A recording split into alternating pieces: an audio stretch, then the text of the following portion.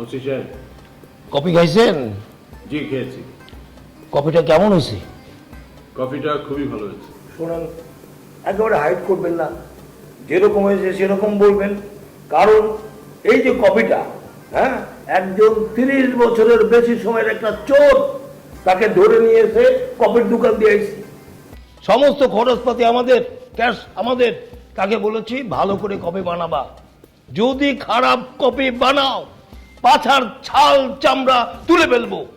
না না, কফিটা আসলেই ভালো হয়েছে, সত্যি বলছি। গুড, তাহলে আরো এক কপি কপি খাইতে হবে।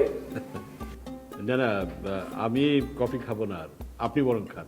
না না, মানে কফি খেলে প্রচুর গ্যাস হয়। ভদ্রলোকের খাবার তো, মানে কাউকে বলাও যাচ্ছে না। আপনার কি ছিল কাজটা? আমার নাম আশরাফ।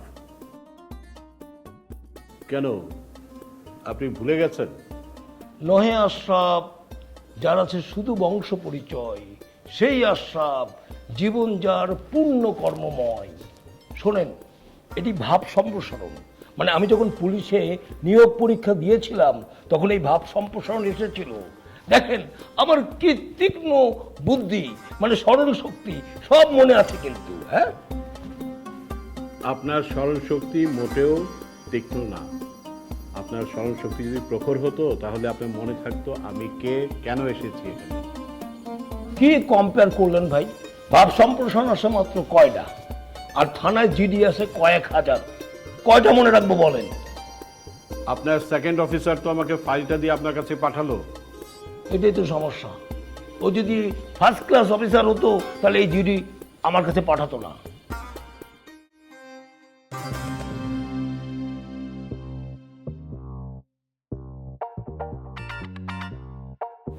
শোনেন, আপনার মেয়ে সুস্থ আছে, ভালো আছে। হ্যাঁ, আমার মেয়ে ভালো আছে, সুস্থ আছে। তাই তো দেখলাম, ভালো আছে, সুস্থ আছে। আমার মেয়ে এখন কোথায় আছে?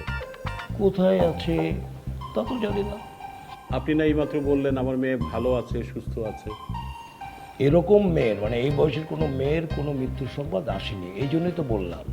ওসি সাহেব, নহে আশরাফ, শুধু বংশের পরিচয়, সেই আশরাফ যার জীবন পূর্ণ কর্মময়।